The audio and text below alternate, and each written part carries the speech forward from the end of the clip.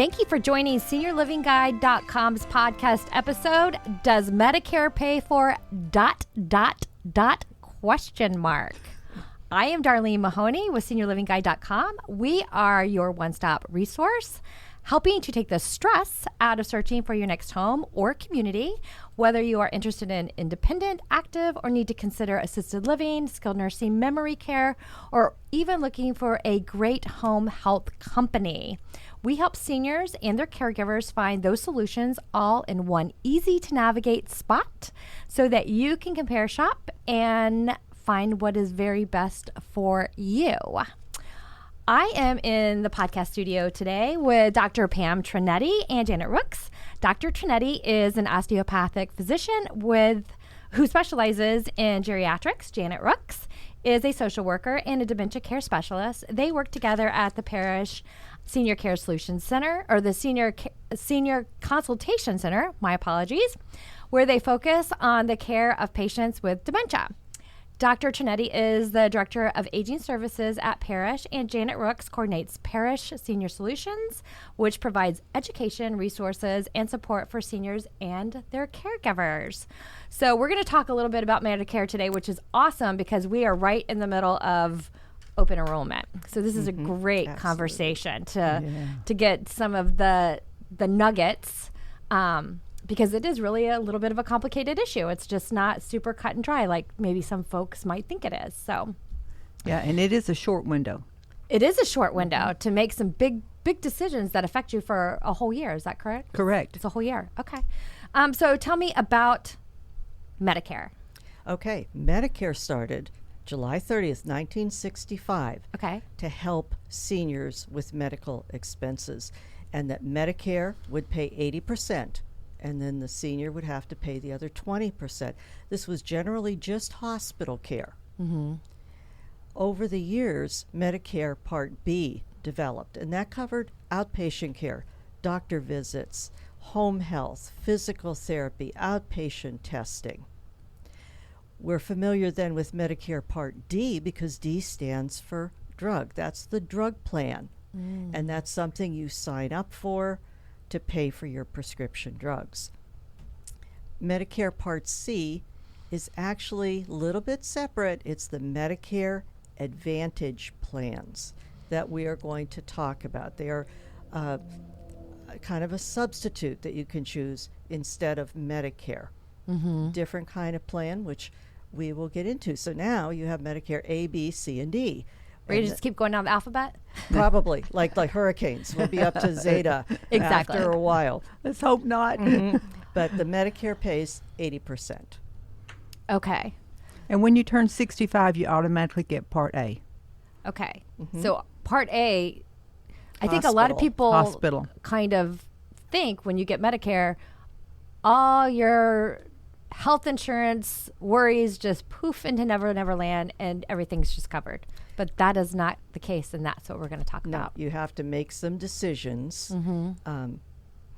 You have Medicare, essentially Part A and B, I should say, and that's the 80%. And then there's the 20%, and over the years people decided, that's quite a chunk of money. Maybe I need what's called a secondary insurance. Right, and then the drug part, you want to make sure that your prescriptions are covered because, as we all know, those have gotten more and more expensive over the years, and you want to make sure that you can afford to purchase all those, especially if you have something major happens. Exactly. So what is the secondary insurance? That's the insurance that picks up that 20% that Medicare doesn't pay. There's a lot of secondary insurance plans out there, and I'm not going to name all of them, but they're out there. That picks up that 20% that Medicare doesn't cover. Whether it be the hospital, your durable medical equipment, the home health agencies, or just to name those are the programs that are there. You have to purchase those plans. And when I say purchase, there's agents out there that sell those plans. Shop around, get what is best, meet your plan, that meet your financial needs. But those plans are out there. There's numerous plans. And they will pick up just that 20% of what Medicare does not cover. And, and that's what a secondary insurance is. It does not replace your Medicare. It just complements it and picks like up the gap. It's that gap. It does. And that's where people get a little mixed up. They'll say, well, if Medicare doesn't cover it, maybe I have this other insurance that might. No. It just follows it. It's like a tail. Okay. So this is the only time frame you can still purchase that insurance as well. I mean, that's the time frame that we're in right now, is this particular insurance. No. You're choosing, do you want Medicare with the secondary? Do you want a Medicare Advantage plan? Okay. See, that's where I think it gets a little confusing, what this time frame is exactly. The idea was that, okay, every year if you don't like what you have, you can make choices. Okay. So it was kind of to give people an easier choice, but every year people get a little stressed out. Should I stick with what I have? Should I buy something else? Is there something better out there? And it's tough. Okay. Well, and also, your health needs change. And your medical providers may change as far as what programs they're enrolled in. Hospitals change as far as their providers of what insurances they're going to take. So it's just, you've got to educate yourself. But we're lucky we have an agency through the Department of Elder Affairs that they stay up on those, and it's a free service. Okay, so they you can help do you with some that. comparison shopping. Absolutely. Yeah. Every state has that. In our state, it's SHINE, Serving Health Insurance Needs of the Elderly. In others, it's SHIP, which stands for State Health Plan Assistance Program. Yeah. But it's provided through the Department of Elder Affairs. It's trained volunteers. So their main focus is what you need. Yeah, absolutely. And they will compare. They give you information to compare and what best meets your needs. Okay, very good. So when you turn 65, you automatically get the Medicare, but you have to go on your own and research anything additional to the Medicare. Part A. Right, Yeah. exactly. Get on your own with a little help. Yeah. You need a little help. Okay. But you automatically qualify, and it doesn't cost you an additional out-of-pocket money. Well, with Part B, you have there's a fee for it. Okay. There's a fee for the Part B plan. Okay. But for Part A, you're automatic. Are you confused yet? Yes, I'm very confused. I see the confusion. There's a big question mark of yes, and hence our title. And I've actually gone through some of this. So I was working it on behalf of my dad when he had dementia. So I thought I had somewhat of an understanding, but I'm still like a little bit confused. And I understand that the Medicare, when you turn 65, the hospital portion, the 80%, it doesn't cost you any out of pocket, but anything additional to that is something that you have to purchase and make your own decision. Yeah, think of it almost like you're buying a house. Right. We've bought houses. We know kind of sort of how to buy a house, but you need the specialist to help you, or you need the attorney to help you make big financial decisions. You need a little direction one-on-one, because if we try to give this blanket, well, this is for this and that's for that, and this, if you have this, do that, it's going to be so overwhelming. So just the basic building blocks. So these are kind of like the upgrades to the house, kind of, maybe? Kind of. Did that explain it a little? Okay. So I just want to make sure that I understand it so that everyone listening can understand it, because I don't want them to be as confused. So what's the difference between Medicare and Medicare Advantage plans? The Medicare Advantage plans were set up through Medicare to give people other options. They can be like an HMO or a PPO. In Florida, I think we have 175 options, something like that. They're run by different companies, Humana, United, Aetna, and they take the place of your Medicare and your secondary. It's like a wraparound. It's all one plan. Okay, so it's a wraparound. That makes sense. Okay. And there's a lot of it, and there's a lot of quote unquote advantages to that, because that covers your medications. It will also, they have perks with it in gym membership. Sometimes it's called silver sneakers. They have a dental plan. And that's some of their marketing teasers, if you will, that they will offer that. Your copay, you don't, not the copay, but to buy your Part B plan, you don't have that. So they offer all those services, so individuals will sign up for it to take the place of paying for a Part B plan, paying for a drug plan, or paying for a gym membership, paying for their dental insurance. So there they are with that Advantage plan. Mm-hmm. So that's a little bit more all-inclusive. Correct. It is, but listen to the words. Advantage. Ooh, I'm going to have an advantage. Mm-hmm. Manage your care. The manage part of it is what people need to understand, that there may be limitation. It may be, I call it Mother May I. Mother May I go see this specialist. Mother May I use this durable medical equipment company. And that's where you have to look at the fine print and not be kind of taken in by the little perks. Or the commercial that you, if it sounds too good, it may be. I mean, I had someone years ago that was in one of my groups that had signed up for a plan, and he was so excited. He was getting his medication for $2 or no copay, but his doctor was on the other side of Orlando. The hospital he was going to have to go to if he got sick was on the other side of Orlando. And but he was excited because he didn't have to pay anything. Now, that doesn't mean you're not going to be treated in the emergency room, because they have to treat you in the emergency room. Right. But that's where he was going to have to be transferred over there. So make sure that before you sign on the dotted line, you know what you're signing up for. So it's almost like getting private insurance and knowing what you're buying when you buy that private insurance. It's exactly what it is. So that's kind of what it's comparable to. And I know that we were chatting prior to the podcast. One of the problems I had is my dad was living in Orlando. He was showing some signs of dementia. I moved him over here to Brevard. He was in Oviedo, actually. So it's like an hour. He was being treated over there, et cetera. I moved him over here. And it was a good 2 months before I realized some of his bills were not being paid. And I didn't really understand why. And then I spent about 2 hours on the phone, trying to get some of this stuff taken care of. And what I realized is he had purchased an Advantage plan.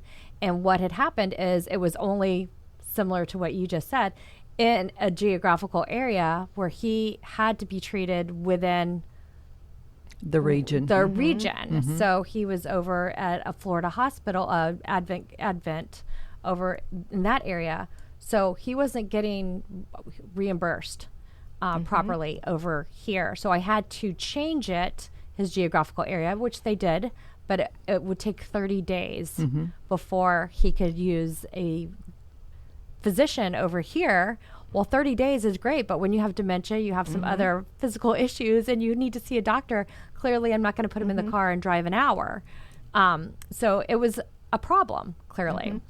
And if you're somebody who spends 6 months up north and 6 months up down south, you better make sure that your plan is going to cover you. Sure. When you're in both areas. Right. Or do they have limitations? You can't stay here more than 4 months. Those kind of things. Yeah, and to tag on to what Dr. Pam was talking about with the Mother May I, you have to get a referral from your primary care physician through the insurance to see a specialist and this sort of thing. And you have co-pays that you may not realize you're going to have if you do have to go into the hospital, and and co-pays to see the specialist, that if you had a co-pay, your secondary insurance, you may not have those. So read the fine print, and if your health needs are different, be aware of that. So that is really exactly pretty much how like a private insurance might work if you were purchasing it direct, or if you were employed and your employer was paying a portion of your health insurance. Yeah. But one of the problems is your employer is looking over that insurance policy. Exactly. And you have insurance specialists looking at it. One of the cons is you're there all alone. Somebody's calling you on the phone saying this is going to be great for you. And, a couple of things you really have to look at. You'll say, well, is my doctor on the list? Well, their provider lists are not necessarily accurate. I have been listed as a family doctor, a pediatrician, a geriatrician, and a surgeon. And so, yeah, I'm on the list, but I'm definitely not accurately portrayed. Or maybe I'm a specialist, and they say, well, could I have her as a primary? Well, no. You also have to look at a lot of times they offer all kinds of things. If you listen to the commercials, you're going to have home delivered meals and you're going to have an aid. Well, when you look at the fine print, it's home delivered meals. 2 weeks of frozen dinners will be dropped off when you get out of the hospital. An aid is part of the required home health. It's not that somebody's just going to come by and fix you a home cooked meal and do the laundry and sort your medicines. Right. That's not it, but it sounds like it from the commercial. Yeah, I do know with a lot of insurance that it is difficult to get. You have to get home health approved. It's not something typically that, if you just need someone to come and help with some simple things, it's not approved. Home health is out of pocket expense. And we were going to get into that. When is home health covered? Yeah. Okay, perfect. And home health is professional medical care, nursing, physical therapy, occupational therapy, time limited. Exactly. And what is it that you say, Janet? If an individual, if your family member can do it, then Medicare is not going to pay for someone to come in and do it. Right. It's custodial. Now, a social worker can come in if the nurse, occupational therapist, or the physical therapist can come in. A home health aide to come in and help with a bath or give you a bath, they can come in if the nurse is coming in. It's usually after there's been a hospitalization or a change in your medical status that you need a nurse to come in. They're not just going to, I think, doctor, I want home care to come in. I want somebody to come in and give me a bath, help me with a bath, someone to do my laundry, someone to clean my house. No, that's not going to happen. Right. It'd be wonderful, but it's not. Medicare will not pay for that. And when I say Medicare, I mean Medicare, the Advantage plans, and this sort of thing. Yeah, people will ask us, what insurance plan will cover somebody to just stop by my parents' house and check in on them? Right. The answer is none of them. None of them. Exactly. Right. They're health insurance. Right, exactly. And that can be very crucial if you have someone with cognitive decline. It's about making sure that they're safe, that, those types of things. So home health can be a very crucial aspect to seniors living alone versus, But it's and maybe private duty. Exactly, exactly, super different. So you mentioned a few places that can help you make some of those decisions about what's best for you that are not necessarily the provider of the insurance, because clearly they're going to recommend their own insurance. So some unbiased resources. So what are some of those resources? Can you just mention that again? Well, Shine in Florida, it's Shine, serving the health insurance needs of elders. Okay. They have offices throughout the county. However, right now with COVID, they're answering those calls by phone. So they're available by phone. Go through the Department of Elder Affairs website, and that's throughout the nation. Okay, so that is a nation resource. That's a nationwide resource. Okay. Tap into it. You can call their phone, leave a message. They'll call you back. These are trained individuals and they sign a confidentiality statement. So when you give them your information, after they are through with that, it's shredded. They move on to the next person. You don't have to be afraid of the information you give. They look at your medications. They look at your health needs. They will even look at what physicians you're seeing in the community. So they'll look at what would best meet your needs. Say, for instance, you're living in your town or living in your community. They look at what hospitals there and who you usually see in that community. But you've got to do your due diligence as well. So it's up to you to see. Call your local doctor, call the hospital, see what plans they're taking, and so that when you call Shine, you know what they're taking as well. Yeah, I definitely agree on the hospitals, because the hospitals that are closest to you are the ones you're most likely going to be utilizing, and the physicians that you are consistently using. I would call them especially if you're seeing specialists, if you have specific areas that you are consistently, needing help in. If you have some, different issues, if you have diabetes, things like that, you see doctors on a regular basis, I would definitely call them. That definitely makes sense because some of those are very specific in what they do accept. So, and narrowing it down. But when you sign up for that plan, it does not go into effect until, like you said, the next month. But during open enrollment, it will not go into effect. Open enrollment is from October 15th to December 7th. So your plan will not go into effect till January 1st. Okay, so it's actually for 2021. It's for 2021. Okay. So, and you're locked into that plan for the entire year unless you move. Okay. So with your dad moving, with the move, then you can change. That's why you got that 30 days. Yeah. Now, say for instance you have an Advantage plan, you can change that. But it doesn't go into effect until the next month. Now, you can't just change every month saying, I don't want this and I'm going to change another one. But that's something that you can discuss with the child counselor. Now, you can call Medicare. Yep, Medicare.gov. Medicare.gov. You can go on the website or you can call them and discuss all that with them. You don't have to go through a Shine counselor. You can do it yourself. People have gotten really smart in taking control of their health. As they should. As they should, exactly. Now, it's very important to do that. But there's a couple of places you should not use to sign up for your program. Do tell. On the phone, somebody calls you and they offer you everything under the sun. You don't say yes because you need time to think about it. You need to research it. And you don't say yes at a sales meeting. And we've had some bad stuff happen to folks who did that and didn't realize what they had bought. Yeah, because they'll come in with their Medicare card and they'll come in with their new Advantage card thinking they signed up for a supplement. And in reality, they're locked into that Advantage plan because you can't go from Advantage plan to a supplement. You're locked into that Advantage plan for a year. I think that's where it gets very confusing is between the supplement and the Advantage plan. And I've seen some family members that were furious, angry, and I've seen patients that are just heartbroken because they're so proud of their Medicare card. What do you mean I don't have Medicare? I still have my card. And they've signed up for an Advantage plan that they did not know that they were signing up for. Yeah, I can absolutely see that. It can be very confusing, and I think it needs to really be explained, the big differences. You need wise counsel. Exactly. You need some guidance. Exactly. So what are the pros and cons between for Medicare Advantage? Mostly the cost. Okay. And I also want to mention that sometimes the Shine people have really saved some lives because they have said, why are you paying $200 a month? You actually qualify for Medicaid. So huge savings, more money for them to buy good food and take care of themselves.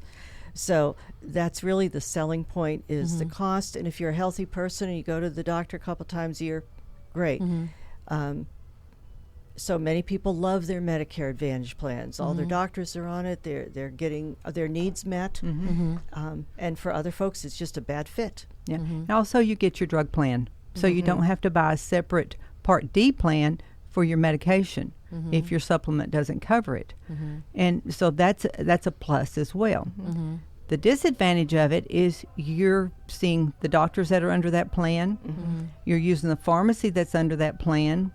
And if it's an HMO, you may have to get permission from your primary care physician to have tests, to see other doctors, for your care to be managed. That's why it's called managed care.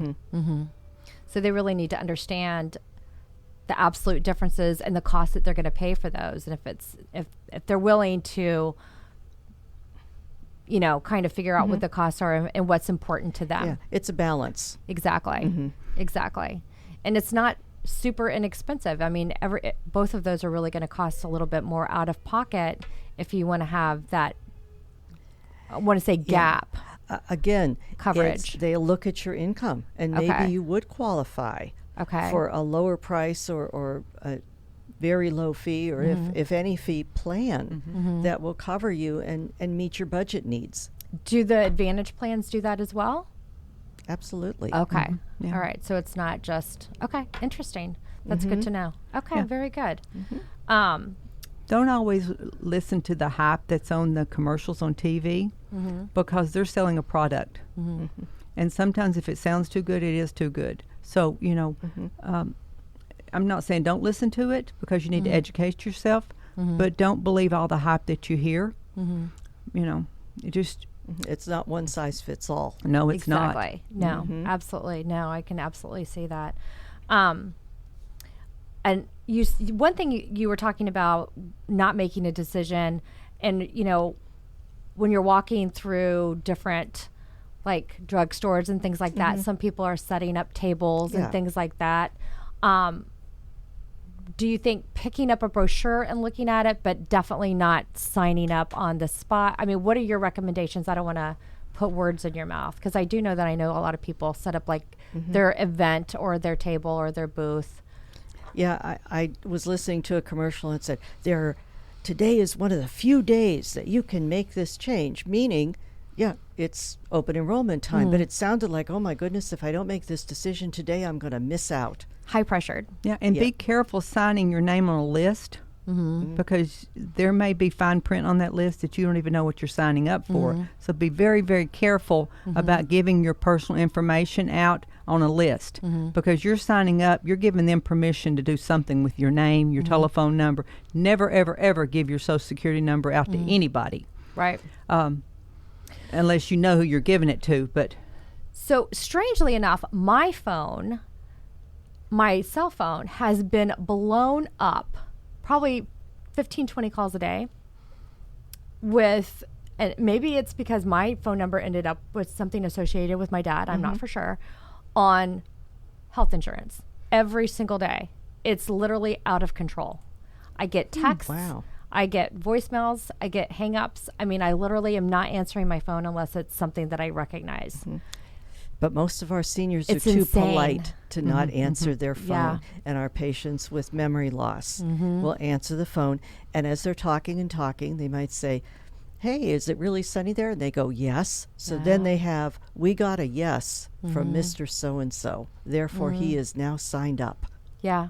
And I mean, and they're coming from people. It's not coming from XYZ insurance company. It's not coming from any of those. It literally is coming. All of them are from people.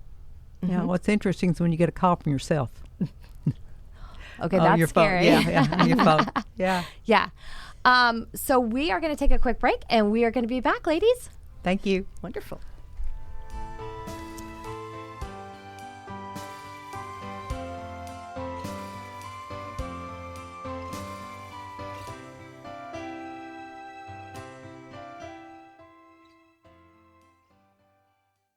Parrish Healthcare, we believe in our community. We believe in keeping our community safe. We believe in the art of healing. We believe in healing patients, healing families, healing communities. We believe in the best and brightest working together for the common good. At Parrish Healthcare, our team focuses on you as an individual because every life is a work of art to us. Parrish Healthcare, where the art of healing comes to life. Visit parrishhealthcare.com/healthaware for a free health risk assessment. At Parrish Healthcare, we believe every life is poetry in motion, motivated by strength and determination. As your bone, muscle, and joint healthcare partners, we believe in blending the art of healing with the science of medicine to keep your body in motion. We believe in healing patients, healing families, and healing communities. For a free orthopedic health assessment, visit parrishhealthcare.com/orthoaware. Parrish Healthcare, where the art of healing comes to life.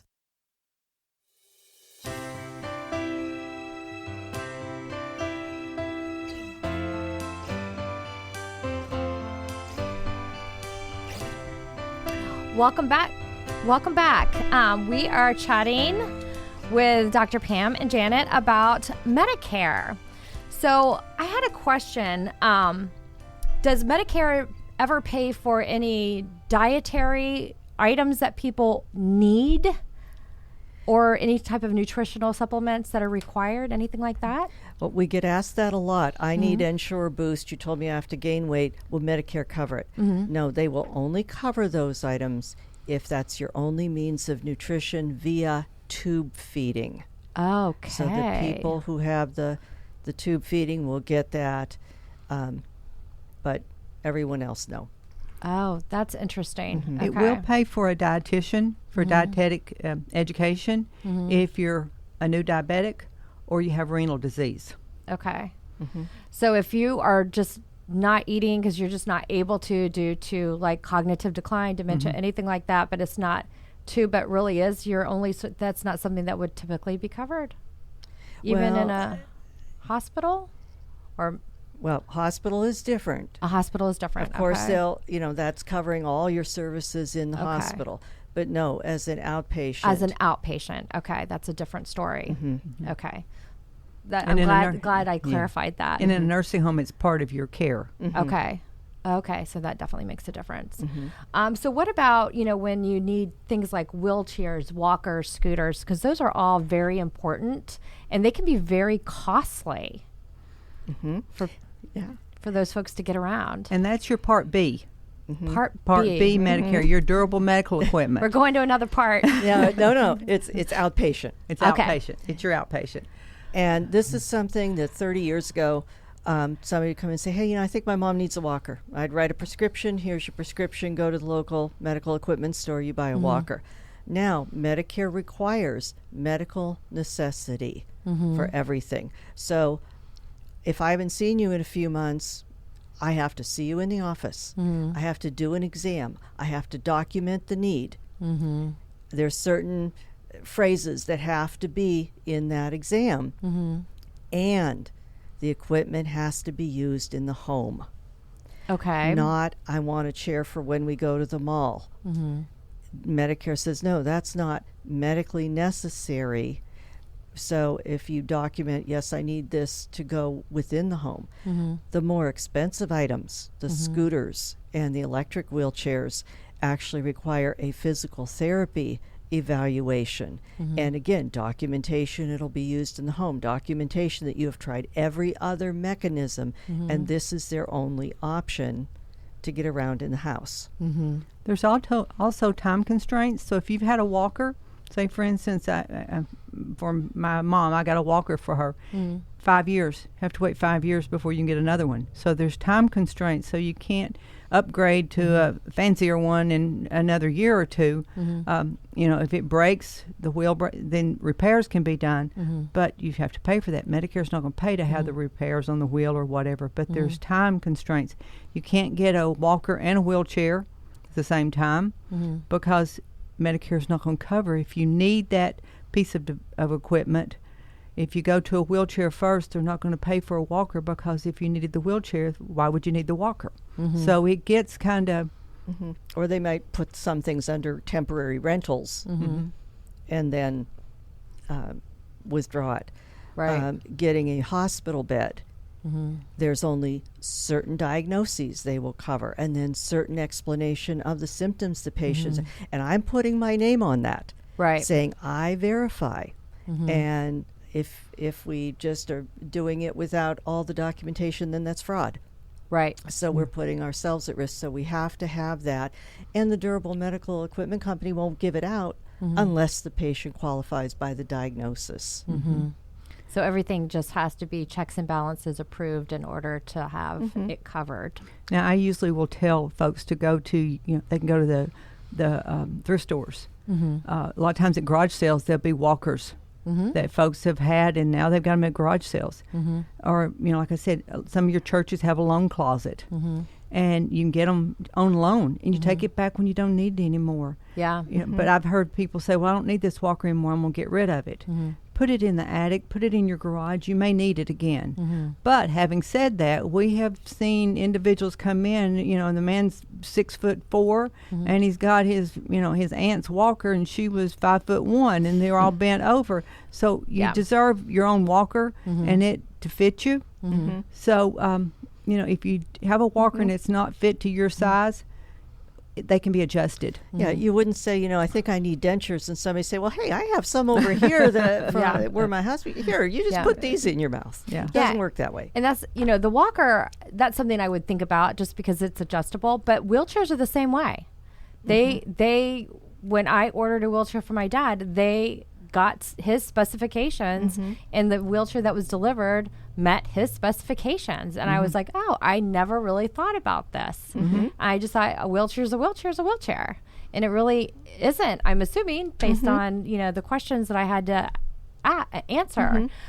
So I think that is something that's, you know, important to always think about too, because if you're in it for long periods of time, you want it to be comfortable, you want it to fit your body height and type. Because if you don't want your feet dragging on the ground, you don't want your loved one's feet, you know, or their legs all, you know, pushed up, you know, you want them to be comfortable in a seat that suits them, or a walker that, you know, they're comfortable walking in, because that just can't be any good for them. Yeah, exactly. It has to fit through the doorways too.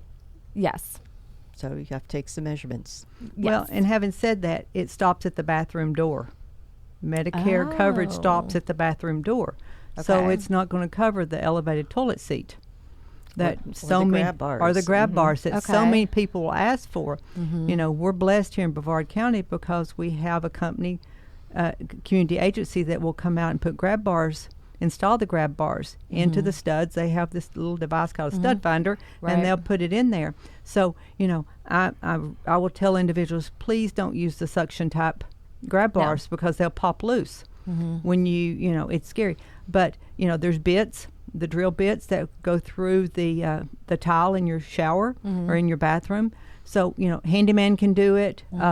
Check in your community to see what you've got available that can install the grab bars, but make sure they're going into a stud. The worst thing you want is to grab hold of a grab bar and fall, and you've defeated the purpose. We will sometimes often recommend you take the 3-in-1 commode, bedside commode, put it over the toilet. It's not the ideal thing, but you've got your armrest, remove the little bucket, and you've got that over there, and it's an elevated toilet seat. That's a great tip. Because if you use the elevated toilet seat that just sits there, it's not that sturdy. You may fall off of it. And we don't want that happening, to fall in between the toilet and the wall. Yeah. And that's another question we get about the insurance boost. Well, how about protective undergarments, as we call them? Does Medicare cover those? No. Okay. No. Yeah. No, I wanted to go just like quickly touch on the safety in the bathroom and safety in general with grab bars and those types of things.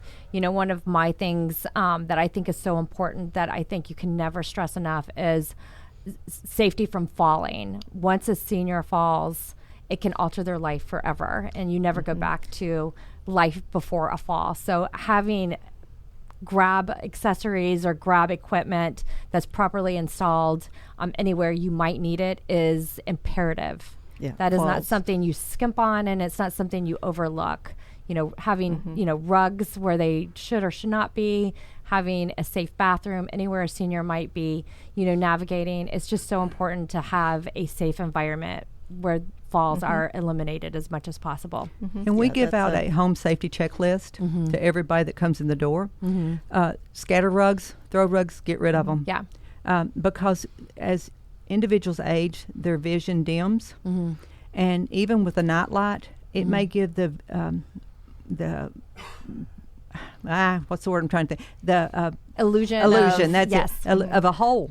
They may think it's a hole, and they may try to step around it, which they'll lose their balance. So you want to get rid of those throw rugs. My grandmother fell on a throw rug, broke her hip, and she passed away as a result of it. So it changes your life. It can change your life. They're devastating, and it's an entire hour lecture that we have given.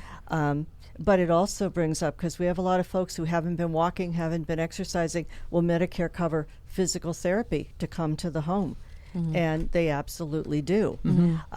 One little other tidbit from us about home care and what Medicare covers. When you get out of the hospital, often people make the decision to well, I'll just take mom or dad home, and I can do this. I can do it with home health, and I can do it with physical therapy. And it doesn't work out. Right. You have 30 days after discharge from the hospital to then go into a rehab center and have Medicare cover skilled nursing facility. And many people don't know that. They think they have to make the decision on the last day they're in the hospital, and if they make the wrong decision, oh well, too bad. but that's not so. That is very good to know, because there is that pressure, because you have typically in Medicare, there's typically a 4-day hospital stay. 3-day. 3-day hospital stay. And then you start getting that pressure of the rehab facility. And it's very high pressure to make that decision, and you make a right decision. And I did not know that. So that's really good information to know, that you can try to do home health if you have the ability and the time to do it at home, and then do it as a caregiver if you want to try that. But I did not know that, because sometimes you do feel like, well, if I take my loved one home and it doesn't work, then Medicare is not going to cover the rehab facility, and they do for 30 days. Yeah. That is really great information. That's new information, at least on my end. Yeah. So, and the home care agencies have social workers that can help you. I mean, I've helped folks from our office, but I'm unique, and we're unique when having a social worker in our office. Yeah. So, talk to your home care agency. If it's just not working, it's okay. You have permission to do that. And, with the Advantage plans, it's available as well. Very good. Very good. I love that information. That's really great. So one of the other things that, some people need, and they need it for the rest of their life, is oxygen. Is oxygen something that's provided by Medicare? It is, but again, you have to qualify. Okay. You have to qualify even to just be tested for overnight oxygen, or what they call the 6-minute walk test, where you try to walk and they're measuring your oxygen level. So you need the right diagnosis. Then, even if you qualify, you have to have documentation that other things have been tried. So if you feel, I need oxygen for this patient because they have heart disease, what other heart medicines are they on? I feel they need it because they have emphysema. What emphysema medicines are they on? Then Medicare will cover oxygen. Okay. So it's kind of a last-ditch effort, per se. What else have you tried? Exactly. Okay. You have to document. Right. Yeah, a lot of documenting and making sure that it's something that's required on probably some of the more... And it's to prevent the misuse. Sure. You know, absolutely. That happened years ago. Hey, doc, give me a wheelchair and a hospital bed and an oxygen tank and blah, blah, in case I need it. Yeah. Now, this is something I've actually been asked in doing senior housing. I knocked my microphone. I'm sorry.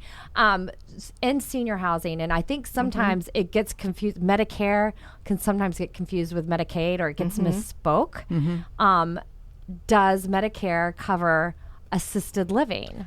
No. Yes, I know is correct, Yeah, and I know that answer, and I think that sometimes people kind of Medicare and Medicaid kind of get a little bit confused sometimes, because Medicaid can help with assisted living. So Medicare, it does not, and the only things that do pay for Medicare for assisted living are, I'll let you go. Private pay. Yes. Long-term care insurance. Yes. Some of them. It's not guaranteed, but some of them will. The VA aid and attendance, but you have to qualify for it, and it will go back from the date of application. So it's not something that you say, well, I want to apply for this. It's automatic and you get it. You have to apply for it.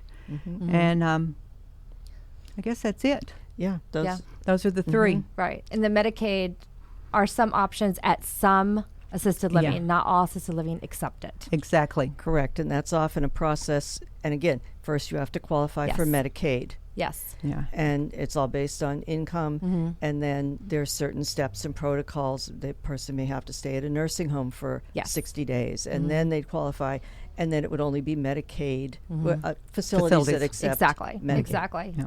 And that's a whole keg of worms. That's a whole, yes. And speaking to an attorney would not be a bad idea on that one. But that's just my thought process on that. So another item that, we all don't like to talk about, but unfortunately it is just part of it, is, does Medicaid help pay for hospice when that's needed? Medicare. See? And that's what happens. We've been saying no. So let's get a yes. Yes. Okay. And actually, if you think about it, Medicare pays for hospital and home health and medical equipment and lab tests, and it pays for a lot. It does, as long as it's appropriate and qualifies. Right. And absolutely, they pay for hospice. And I appreciate that. I think that is something that I do love about Medicare and the Advantage plans. Yes, is that when you do go when a family does have to face that part. That is so turnkey. You literally just, it goes into auto mode, and you don't, all that stress and worry of everything else, that's one thing you don't have to worry about. And you don't have a copay. Right. Mm-hmm. Everything is covered. I mean, once you say, yes, I want hospice, once you qualify, the order's written, and you don't have a copay for anything. Hospice takes care of the things that are associated with that diagnosis. Yes. You may have to pay for some medications that are not related to that diagnosis, but that the hospice folks are so wonderful in relaying that information, explaining to you what they're going to do. I can't say enough wonderful things about hospice. I agree. And you know, and the medical equipment that we were talking about, the wheelchair, the bedside commode, even an overbed table. They're going to saturate you with what you need, not what you don't need. You may say, well, I don't want that in my house. They won't bring it in until you're ready for it. The oxygen is considered comfort. So there's no qualifying, 6-minute walk or any of that stuff to qualify for the oxygen. It's comfort. They're there to help you care for your loved one at the end of life. And, that doesn't mean last week. No, it doesn't. It means if you have a diagnosis of severe COPD, severe dementia, all sorts of things, they will come in and help for months. Yeah. No, I absolutely agree. And I think that that's fabulous that they do that. And my experience with hospice has been just that you just, all the things that you think you're going to need, it's just there. And they provide, you need a table, you need this, you need that. We're providing, and it's just not, it's so turnkey, it's so easy because you're already in a bad place. So I just love that they're able to do that. And it just really is, that's a great, it's a great experience for a bad experience, I should say, as far as on that end. But and I had one other little bright spot. That is something that's new with home health and home care. At one time, it was this person has to be homebound, which means they don't leave the four walls or we can't come in. Well, now they've loosened up the homebound definition that, yes, you can go to the doctor's office, you can go to church, you can go to get your hair done. The other thing that they said, many seniors rely on restaurants for all their meals. Yeah. So if that's the only place you're getting your meal is a restaurant, then guess what? You get to go to the restaurant and still be considered homebound. I do like that. Yes. Yes, I do like that because being homebound is hard, and you don't want to have to qualify for that to get services that you need. So, yeah. Oh, that's fabulous. Well, ladies, we're actually out of time for this episode. So, do you have any closing remarks that you would like to touch on? I hope you learned something. I learned a lot. I hope that our listeners did as well. Yeah, for sure. I'll have people call and I say, welcome to Medicare. Congratulations. You've made it to 65. Welcome to Medicare. It is quite the learning curve. And I do absolutely recommend and encourage people to contact shine.org to learn more about what are the best options for them so they can make the best decisions for themselves, their families, their spouses, or whatever the case may be. So, yes. Yeah, for sure. All right. Thank you so much. And until next time.